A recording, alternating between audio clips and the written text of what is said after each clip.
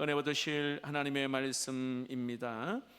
빌립보서 3장 4절 말씀에서 11절 말씀, 오늘 저녁에 하나님께서 주실 말씀입니다. 신약성경 320면에서 보겠습니다. 그러나 나도 육체를 신뢰할 만하며 만일 누구든지 다른 이가 육체를 신뢰할 것이 있는 줄로 생각하면 나는 더욱 그러하리니,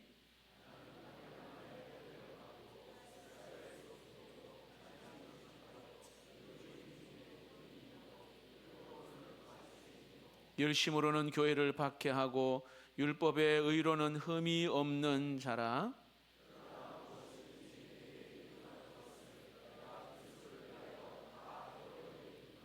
또한 모든 것을 해로 여김은 내 주 그리스도 예수를 아는 지식이 가장 고상하기 때문이라. 내가 그를 위하여 모든 것을 잃어버리고 뱃을 물러 여김은 그리스도를 얻고,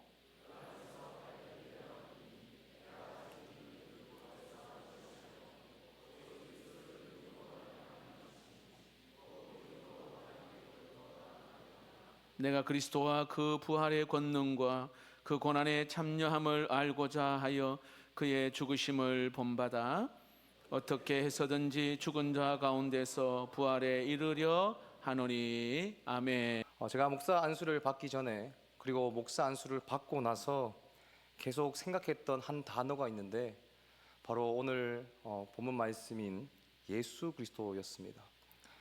예수님은 과연 내 삶에 있어서 얼마나 가치가 있는 분인지, 정말 나는 예수님을 정말 가장 귀한 존재로, 가치 있는 존재로 정말 생각하고 있는지에 대해서 생각을 했습니다. 그러다가 정말 예수님을 가장 귀하고 가장 가치 있는 존재로 생각하고 실제로 그렇게 살았던 인물을 좀 떠올려 봤는데, 바로 오늘 본문을 쓴 사도 바울이었습니다. 오늘 본문을 통해서 사도 바울이 얼마나 예수님을 가장 귀하고 가치 있는 존재로 생각했는지, 예수님을 믿는다고 하는 우리 또한 예수님을 가장 귀하고 가치 있는 존재로 우리가 생각하면서 살아가고 있는지 우리 곰곰이 좀 생각해 보는 시간이 좀 되었으면 좋겠습니다. 성도가 성도 될 때 이 성도의 삶에서는 가장 중요한 마음의 변화와 가치의 변화가 일어나게 됩니다. 마음의 진실한 변화는 반드시 가치, 즉 무엇인가를 생각하고 바라보는 눈의 변화를 수반하게 됩니다. 그런 변화가 수반될 때 삶의 진실한 변화를 경험하게 되죠. 오늘 사도 바울은 그런 변화가 내용적으로 어떤 것인지를 잘 보여줍니다. 본문 4절 말씀을 보면, 그러나 나도 육체를 신뢰할 만하며 라고 바울이 말합니다. 3절과 비교해서 읽으면 더욱 선명해집니다. 진실한 성도란 그리스도 예수로 자랑하고 육체를 신뢰하지 않는 사람들입니다. 그런데 육체를 신뢰하고 자랑하는 자들이 교회를 너무나 해코지하니까 지금 바울이 이렇게 말합니다. 본문 4절 말씀을 보시면, 너희 논리대로 육체를 굳이 말하자면 나도 참으로 신뢰할 것이 많다, 나도 자랑할 것이 참 많다라고 지금 말하고 있습니다. 그러면서 크게 두 가지를 예로 듭니다. 첫 번째는 태어나면서부터 부모에게 받은 특권, 즉 자신이 뭔가 노력해서 얻은 게 아니라 부모로부터 이어받은 특권. 두 번째는 자신이 스스로 노력해서 얻게 된 특권입니다. 바울은 크게 이 두 가지를 자랑하고 내세울 만하다고 지금 말하고 있습니다. 우리 본문 5절 6절 말씀 우리 함께 읽겠습니다. 시작. 나는 8일 만에 할례를 받고 이스라엘 족속이요 베냐민 지파요 히브리인 중에 히브리인이요 율법으로는 바리새인이요 열심으로는 교회를 박해하고 율법의 의로는 흠이 없는 자라. 5절 말씀을 보면 부모로부터 물려받은 특권이 나오는데, 먼저 8일 만에 할례를 받은 겁니다. 창세기와 레위기를 보면 하나님께서 남자아이를 낳으면 언약 백성의 그 자녀로서 8일 만에 할례를 행하라고 행하십니다. 명령하시죠. 바울은 이 8일 만에 이제 할례 받은 것을 자랑합니다. 말씀이 가르치는 대로 부모들이 행하셨고, 자신도 이 태어나면서부터 말씀을 준행하면서 살아오는 것을 지금 자랑하는 것이죠. 그리고 자신은 이스라엘 족속이라고 합니다. 이제 이스라엘 족속은 이 도중에 개종해서 유대인이 된 사람들과는 혈통적으로 다른 유대인을 말하는 것입니다. 어떤 유대인들은 도중에 개종했기 때문에 혈통으로는 이스라엘 백성들이 아니지만 자신은 혈통으로도 이스라엘 백성이라고 말하고 있는 겁니다. 또 뭐라고 합니까? 자신은 베냐민 지파라고 하죠. 이 베냐민 지파는 12지파 중에 비교적 작은 지파였지만 많은 자랑거리를 갖고 있었습니다. 야곱이 정말 사랑했던 둘째 아내, 이 라헬이 낳은 두 번째 아들이 베냐민이죠. 12형제 중 유일하게 이 베냐민만 언약의 땅에서 태어났습니다. 이 약속의 땅인 가나안 땅에서 태어난 것이죠. 그리고 이스라엘이 배출한 첫 번째 왕인 사울이 베냐민 지파 사람입니다. 이스라엘은 솔로몬 이후에 남왕국과 북왕국 이렇게 분리되는데 10개 지파가 북왕국이 되고, 그리고 남왕국은 유다 지파와 베냐민 지파로 구성되죠. 즉 베냐민 지파는 상대적으로 말씀을 잘 보존하고 따랐던 지파입니다. 또 나라를 잃고 포로로 이제 잡혀갔다가 다시 이스라엘을 재건할 때 그때 핵심적인 역할을 한 지파가 바로 유다 지파와 베냐민 지파였습니다. 그렇기 때문에 이 베냐민 지파에 속했다는 것 그 자체가 이스라엘 안에서는 큰 특권이자 자랑거리라고 할 수 있는 것이죠. 바울은 또 자신이 뭐라고 합니까? 히브리인 중에 히브리인이라고 합니다. 이 말은 앞서 이스라엘 족속과 같은 이 말과 비슷하게 혈통의 순수성을 좀 강조한 것이나 이방의 간습과 문화와 언어의 영향을 받지 않고 그 히브리 전통을 잘 유지하고 산다는 뜻으로 보면 됩니다. 자, 이게 부모로부터 받은 특권. 그리고 두 번째는 바울은 자신이 스스로 노력해서 얻은 특권, 그것을 이야기합니다. 그는 뭐라고 합니까? 율법으로 말하면, 즉 율법을 기준으로 삼아서 보면 바리새인입니다. 바리새인은 우리가 잘 알고 있지만 하나님의 율법을 깊이 연구하기로 유명한 사람들이죠. 율법을 많이 연구했을 뿐만 아니라 율법을 철저히 지키기로도 유명한 사람들이 바로 바리새인입니다. 모세오경을 지킨 것은 말할 것도 없고, 이 장로들이 유전한 그 전통을 철저히 고수하고, 이 서기관들이 전해준 전승까지 철저하게 지키고 순종했던 사람들이 바로 바리새인입니다. 게다가 바울은 이 말씀에 대한 그 깊은 열심으로 유학까지 갑니다. 유학 가서 당시 유대인들 가운데 가장 유명한 선생이었던 그 가말리엘 문화에서 율법을 배웠습니다. 또한 그는 열심을 기준으로 하면 교회를 박해하는 사람이었죠. 바울은 폭력을 사용해서라도 교회를 좀 핍박해서라도 이스라엘 전통을 유지하고, 그리고 율법에 충성하고 하나님의 말씀에 충실하려는 그 열심으로는 그 누구도 자신을 따라올 자가 없다고 지금 말하고 있는 겁니다. 자신은 율법의 의를 기준으로 보면 흠이 없는 사람이라는 것이죠. 좀 더 쉽게 말하면 바울은 정말 공부를 열심히 해서 최고의 학문을 연마했습니다. 그런데 공부만 열심히 한 게 아니라 도덕적이고 윤리적으로 살았고 거룩하고 성결하고 바르게 살았습니다. 누가 봐도 존경할 만한 사람이 바로 사도 바울이었습니다. 오늘날 우리 사회 안에도 이런 신화가 너무 많이 있습니다. 뼈대 있는 좋은 가문에 태어나서 부모님의 사랑과 그 교육을 잘 받았고, 그리고 교양과 품위도 있고, 거기다가 성품도 좋습니다. 또 외모도 출중하죠. 사람들에게 널리 인정과 존경을 받고, 도덕적으로도 흠이 없고, 윤리적으로도 정말 깨끗합니다. 그래서 이런 것들로 끊임없이 자기를 내세우고 교만하면서 자랑하려고 합니다. 그런데 오늘 우리가 분명히 생각해야 되는 것은, 바울은 지금 자기를 자랑하려고 이 말을 하고 있는 것이 아닙니다. 본문 7절 말씀을 한번 보시면 7절 맨 앞에 접속사가 하나 등장합니다. 뭡니까? 그러나. 우리 본문 7절 말씀 함께 읽겠습니다. 시작. 그러나 무엇이든지 내게 유익하던 것을 내가 그리스도를 위하여 다 해로 여길 뿐더러. 여기서 그러나는 복음의 중추를 보여주는 핵심적인 단어라고 할 수 있습니다. 세상이 사실 다 그렇게 살고 있지 않습니까? 바울이 육체를 자랑할 것이 있다고 말하는 것처럼 세상이 살아가는 방식은 전부 이런 겁니다. 가문에 대한 자랑, 혈통에 대한 자랑, 도덕적이고 윤리적으로 깨끗한 것에 대한 그런 자랑, 많은 사람들로부터 인정에 대한 자랑 등이 세상이 붙들고 살아가는 삶의 방식입니다. 그런데 기독교의 복음은 무엇입니까? 그러나이죠. 가치와 인식의 변화와 전환이 일어나는 겁니다. 이 땅에서 우리도 똑같이 그렇게 살았는데, 바울처럼 우리도 정말 육체적인 보편적인 자랑을 갖고 살아갔는데, 그러나 가치와 인식의 변화와 전환이 일어나는 겁니다. 그 원인이 무엇입니까? 놀랍게도 본문은 우리에게 그리스도를 위하여 다 해로 여길 뿐더러라고 말합니다. 본문은 그리스도를 위하여라고 말하고 있는데, 원문을 좀 비교해서 보면 그리스도를 위하여보다는 그리스도 때문에라고 번역하는 것이 더 좋은 번역이라고 생각합니다. 즉, 우리가 이 땅을 살아갈 때 예수 그리스도를 위하여 살아가야 하는 것은 분명하지만, 바울이 지금 말하고 있는 것은 그리스도를 인격적으로 만났기 때문에, 그리스도 때문에 인식과 가치의 변화가 온다는 것입니다. 예수님을 우리의 삶의 구조로 좀 만나니까, 예수님을 인격적으로 만나고 나니까 삶에서 가장 중요한 변화가 일어난다는 것이죠. 가치의 변화, 바라보는 눈의 변화, 이 땅을 살아가는 관점의 변화가 일어나게 된다는 겁니다. 과거에 유익하다고 여겼던 그런 것들이 이제는 자신을 힘들게 하고 방해거리가 된다는 것이죠.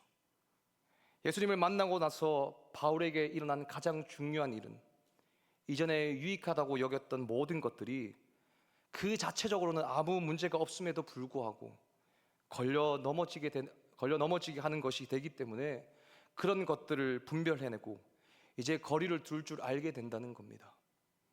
하나님이 우리같이 연약한 자들에게 때로 그런 것들을 좀 우리에게 맡겨주실 때, 재물을 주시거나 명예를 허락하시거나 재능을 주실 때, 우리가 믿는 예수님에게 해가 될까 두려워하면서 그런 것들을 다 해로 여기면서 세상을 사는 것이죠. 이런 가치와 인식의 변화가 만들어내는 행실이 우리가 나오지 않고 있다면 우리는 아직 예수님을 인격적으로 만나지 못한 겁니다.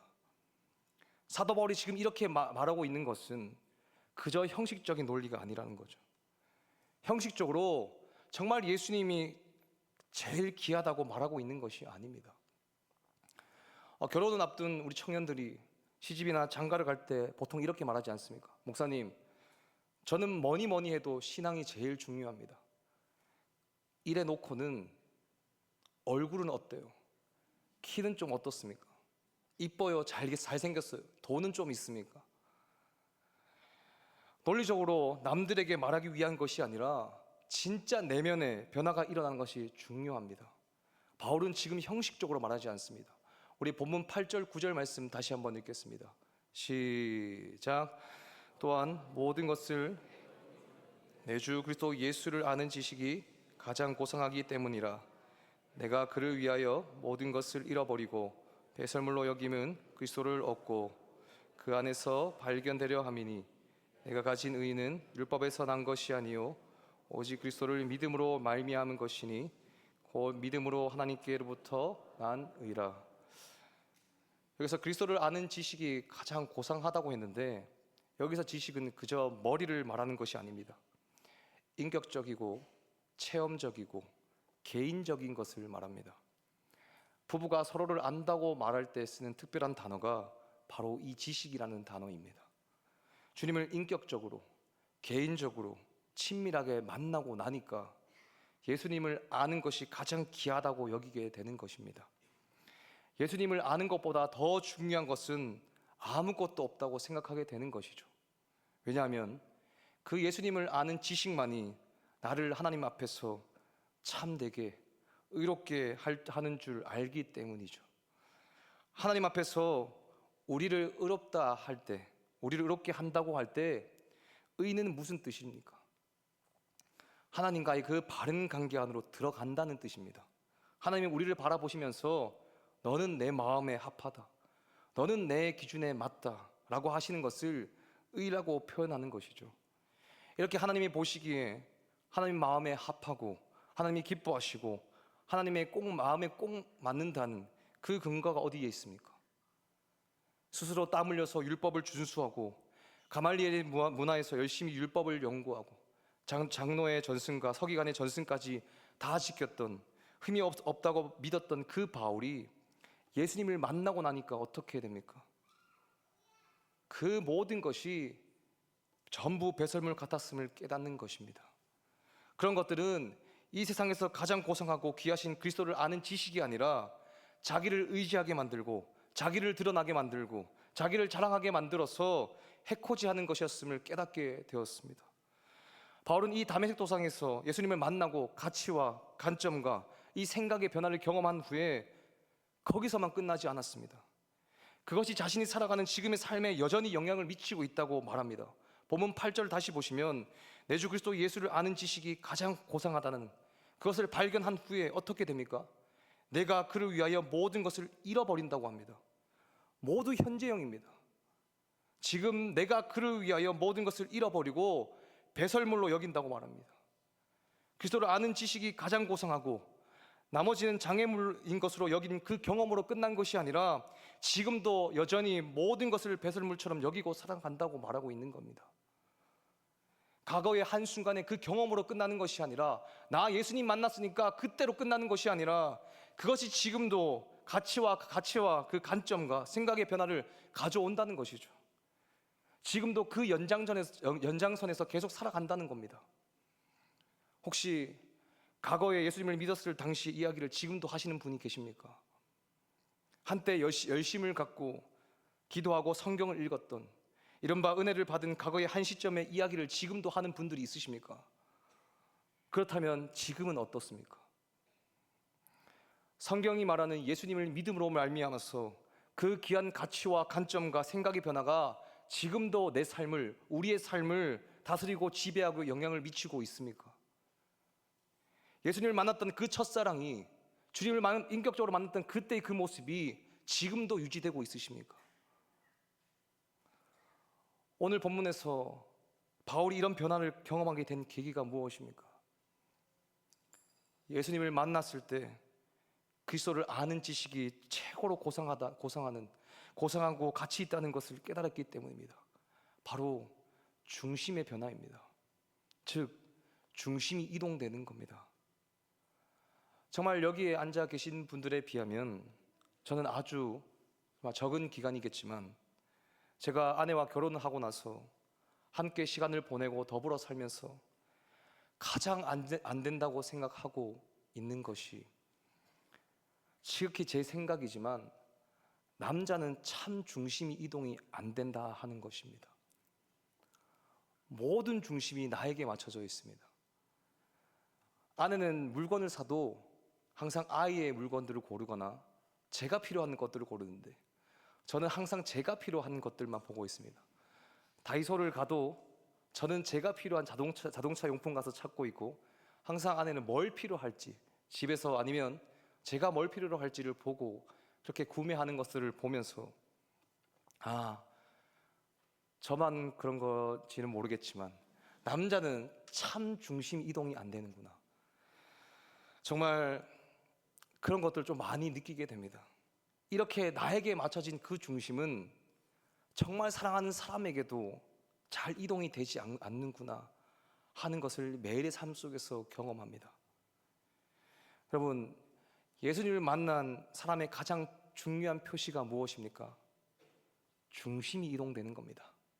내가 그동안 주인이었다면 이제 중심이 예수 그리스도로 바뀌는 거죠.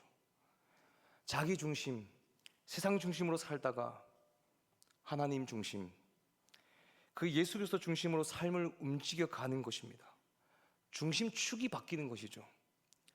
물론 한순간에 완성되는 것은 아니지만 자기 중심, 세상 중심, 욕망 중심을 향하던 그 우리의 삶이 하나님 중심, 다가오는 하나님 나라 중심으로 끝없이 이동되어 가는 것이 성도의 삶에서 가장 중요한 특징입니다.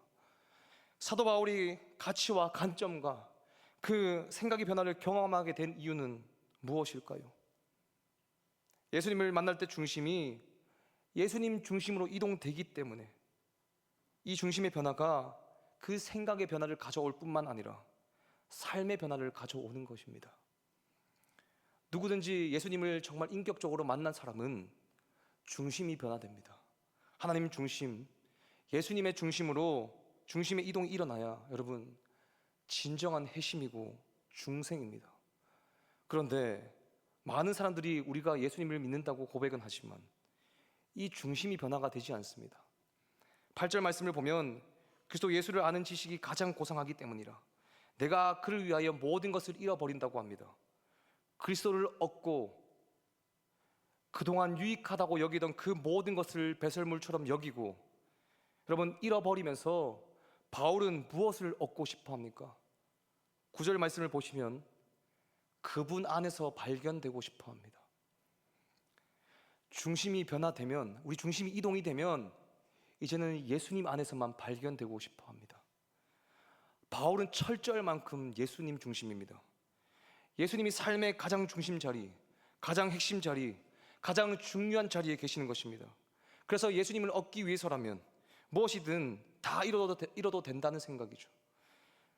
이 땅에서 세상 사람들이 말하는 가치 있는 것, 소중한 것, 유익해 보이는 것이 예수님 그 한 분을 얻는 일에 실패하게 한다면 전부 해로 여기고 모두 배설물로 여기고 잃어버리겠다고 결심하고 있는 겁니다. 바로 이것이 예수님이 가장 귀한 분인 줄 알고 정말 가장 가치 있는 분인 줄 알고 살아가는 예수 믿는 사람의 삶의 방식입니다.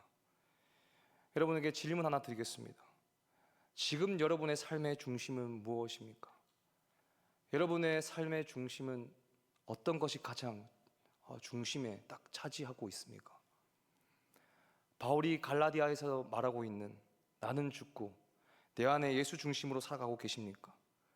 아니면 여전히 나란 존재가 자리를 잡고 있고 돈이 자리를 잡고 자녀가 자리를 잡고 사업이 자리를 잡고 공부가 자리를 잡고 인간관계가 자리를 잡고 정욕이 자리를 잡고 있습니까? 이 시간 우리가 정말 고민하고 좀 생각해야 하는 것은 나의 이 중심에 예수님이 있다는 착각 속에 종교 생활을 하고 있는 것은 아닌지 정말 심각하게 고민하고 우리 생각해 봐야 합니다. 예수님을 믿는 성도들은 하나같이 그 주님을 아는 지식이 가장 고상하기 때문에, 예수님이 가장 중요하기 때문에 나머지 모든 것은 언제든지 잃어버릴 준비를 하고 사는 자들입니다. 지금 나에게 예수님보다 정말 더 중요한 것이 무엇입니까? 아무리 예수님이 중요해도 이것만큼은 잃어버릴 그 준비가 되어 있지 않다고 하는 것은 무엇입니까? 우리 부모님들은 대부분 내 자녀일 겁니다. 저도 요즘은 저의 두 자녀가 참 소중합니다. 그런데 우리가 형식적으로 만난 예수님이 아니라 인격적으로 예수님을 만나서 예수님을 가장 귀하게 여기고 나면 나머지는 다 없어도 되는데 하나님이 배우자도 주시고 자녀도 주시고 때로는 재물과 명예도 주시고 우리 삶에 이런저런 성취를 주실 때 그런 모든 것들이 다 덤처럼 여겨지는 겁니다. 예수님만 있어도 되는데 주님 한 분이면 모든 것을 잃어버려도 아무 문제가 없는데, 주님 안에 귀하고 좋은 게 다 들어있는데 주님이 그런 우리의 삶에 다른 덤까지 주시는 것이죠. 예수님을 만나고 나니까 이 땅에서 유익하다고 여긴 모든 것을 잃어버려도 상관없을 만큼 그 예수님 한 분이 전부이며 예수님이 가장 귀하다고 고백하는 사는 것이 바로 진정한 성도의 삶의 방식입니다. 우리는 그 예수님 때문에 잃어버린 것을 두려워하지 말고 정말 주님 한 분만 얻을 수 있다면, 주님과의 바른 관계 안에서 온전히 주님을 얻고 누릴 수 있다면 어떤 것을 잃어도 하나도 아깝지 않습니다 하는 그 고백의 삶이 있어야 합니다. 주님 때문에 좀 대가를 지불할 줄도 알고 주님 때문에 잃는 것을 두려워하지 않아야 합니다. 때로는 자녀도 잃어야 합니다. 세상의 방식으로 잘 기르려고 해서는 안 된다는 것이죠. 때로는 재물도 잃는 겁니다. 너무 하기 싫은 일이어도 주님이 원하신다면, 주님이 정말 원하신다고 그걸 여기시면 하는 겁니다. 반대로 너무나 하고 싶은 일도 주님이 기뻐하지 않으시면 거기서 멈춰야 합니다. 정말 내가 가까이 할 수 없는 사람이지만, 저 사람은 곧 죽어도 정말 내가 용서할 수 없는 사람이지만, 정말 그런 사람일지라도 하나님이 사랑하라고 하셨기 때문에 진심으로 인격을 다해서 용서하고 사랑해야 하는 것이죠. 다른 무엇 때문이 아니라 가장 귀하고 가치 있는 그 예수님이 나의 주님이기 때문에 그렇게 하는 것입니다. 바울은 이 그리스도 한 분을 가장 고상하다고 생각하기 때문에 이 그리스도를 얻기만 하면 모든 것을 잃기를 주저하지 않겠다고 고백합니다. 그러면서 계속 뭐라고 합니까? 앞서 말씀드린 대로 9절 맨 앞절 앞을 보시면 그 안에서 발견되려 함이니. 바울은 그리스도 안에서 발견되는 일을 정말 너무나 좋아합니다. 그는 과거의 좋은 가문을 자랑하고 자신의 남다른 재능과 열심을 자랑하고 살았습니다. 그런데 다메섹 도상에서 주님을 만나고 난 후에 관점이 바뀌고 가치와 생각이 달라지자 삶에 너무나 중요한 변화가 하나 오게 됩니다. 그게 뭡니까? 더 이상 혼자 서고 싶어 하지 않는 것이죠. 하나님 앞에서나 사람들 앞에서나 오직 예수 안에서 발견되기를 원합니다. 예수님 없이 자기 혼자만 사람들에게 어떤 존재로 여겨지거나 보이는 것을 조금도 원하지 않습니다. 우리 같은 연약한 자들을 위해서 이 땅에서 자기를 비우시고 종이 되시고 낮아지시고 십자가에 달려 죽기까지 하신 예수님 안에서만, 그분이 하신 귀한 일 안에서만 자신이 드러나고 발견되기를 원합니다. 철저하게 예수님 한 분과의 인격적인 그 관계 안에서만 자신을 보기를 원하는 것이죠. 세상이 나를 어떤 존재로 보는지, 사람들이 나를 어떤 존재로 보는지 거기에 관심이 없습니다. 예수님 안에서만 드러나고 예수님 없이 절대로 혼자 서지 않고 사람들이 나를 볼 때 예수님과 더불어 봐주기를 좀 원하고 예수님이 하신 모든 사역 안에서만 내가 해석되고 존재하기를 원합니다. 이것이 하나님 자녀의 삶이라는 겁니다. 바울은 이렇게 가장 귀한 예수님을 얻고 예수님 안에서만 발견되는 것을 또 다른 형태로 고백합니다. 우리 본문 10절, 우리 11절 말씀도 우리 함께 읽겠습니다. 시작. 내가 그리스도와 그 부활의 권능과 그 고난의 참여함을 알고자 하여 그의 죽으심을 본받아 어떻게 해서든지 죽은 자 가운데서 부활에 이르려 하노니. 지금 앞에 했던 이야기를 똑같은데 다르게 표현하는 겁니다. 먼저 예수님을 알고 싶다는 겁니다. 바울이 예수님을 모르는 게 아니에요. 이미 알고 있지만 더 알고 싶은 겁니다. 여러분, 사랑하는 사람을 한 번만 보면 만족합니까? 아니죠. 또 만나고 싶고 또 보고 싶고 알아가고 싶습니다. 마찬가지로 예수님을 개인적으로, 인격적으로, 친밀하게 더 알고 싶고 한 걸음 더 나가서 예수님께서 하신 일도 알고 싶어 합니다. 부활의 권능을 알고 싶어 하고 그분의 고난에 참여함을 알고 싶어 합니다. 예수님과의 관련된 모든 것을 알고 싶어 하는 것이죠. 그냥 아는 것이 아니라 예수님의 전부를 알고 싶은 겁니다. 바울은 지금 예수님을 알 뿐만 아니라 그분의 부활의 권능을 알고 싶어 합니다. 바울의 이러한 변화는 어디서부터 출발합니까? 바로 그 다메섹 도상, 부활하신 주님을 만난 자리에서 출발합니다. 부활하신 그 주님을 만나자 그의 인생의 모든 가치와 관점과 생각이 달라졌습니다. 그리고 바울은 끝없이 주님의 부활의 권능을 더 알고 싶어 하죠.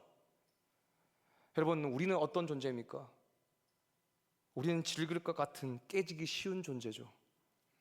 그런데 별로 가치 없고 깨지기 쉬운 그 질그릇과 같은 인생에서 어느 날 부활하신 예수님을 만남으로써 그때 우리에게 참 생명이 들어옵니다. 참 생명. 그 부활의 권능이 우리 삶에 와닿자 그때 비로소 죄를 이기고 세상을 이기고 자기를 이기는 참 삶을 살기 시작합니다. 자주 넘어지고 점에 성공한 적보다 실패한 적이 더 많았지만 그럼에도 더 이상 세상이 원하는 대로, 자신이 원하는 대로 끌려다니지 않습니다. 부활하신 주님을 만나고 나서 점차 이기기 시작합니다. 죄를 이기고 자기를 이기고 자기 스스로를 쳐서 복종시키면서 자원해서 다른 사람의 종이 됩니다. 하나님이 우리에게 가르친 방식으로 사람을 사랑하기 위해 종이 되고 희생하는 그 삶을 선택합니다. 마지못해서 그렇게 선택하는 것이 아니라 그 부활하신 주님을 만난 후에 깨달은 눈으로 그렇게 하는 것이죠. 여러분, 세상은 어떻습니까? 끊임없이 자기를 주장하고 자기의 이익을 추구하고 자기가 힘을 가지려 하고 자기가 잘 되려 하고 자기가 기쁜 일들을 우선적으로 추구합니다. 여러분, 세상만 그렇습니까? 교회 안에도 얼마나 자기를 내세우고 자기를 주장하고 자기 이익을 추구하고 자기의 힘을 가지려 하고 자기가 좋아하고 기쁜 일들만 하려고 합니까? 그러나 부활하신 주님을 만난 진정한 그 성도의 삶의 방식은 그 그리스도의 고난과 죽음에 동참함으로써 정말 부활에 함께 참여하는 겁니다. 세상은 십자가 없는 부활과 고난 없는 영광을 말하지만 그것은 불가능하죠. 그렇게 하려고 하니까 남의 것을 빼앗고 착취하고 다른 사람의 것으로 그 사람의 것을 내 것으로 만들려고 합니다. 그러나 성경은 다른 이야기를 합니다. 예수님처럼 고난받고 죽고 낮아지고 남의 종이 되어 섬기고 가장 귀한 예수님 때문에 이뤄야 남들이 살고 우리도 그 하나님의 방법으로 살게 된다고 말합니다. 다 살려고만 하는 이 땅에서, 다 높아지려고만 하는 이 땅에서, 다 힘을 가지려고만 하는 이 땅에서 예수님이 가장 귀하고 가치 있고 우리 인생의 전부이시기 때문에 잃고 죽고 낮아지고 희생하고 종되는 자리로 나아가시길 바랍니다. 그렇게 살아서 예수님만이 이 세상의 전부이고 가장 귀하고 정말 가치 있음을 여전히 예수님을 믿지 못하는 우리 가족들, 이웃들, 세상 많은 사람들에게 선포하면서 살아갔으면 좋겠습니다. 말씀을 맺습니다. 여러분은 정말 예수님께서 나의 죄 때문에 나를 대신해서 십자가에 못 박히심을 정말 믿으십니까? 그 귀한 그 예수 그리스도께서 나의 구주이심을 정말 믿으십니까? 그 예수님을 믿음으로 내 삶에 정말 변화가 일어나고 계십니까? 제가 우리 청소년부 학생들에게 이 예배 때 자주 하는 말인데, 저는 물론이고 정말 우리 모두가 우리 예수님 믿는 척 종교 생활하지 않았으면 좋겠습니다.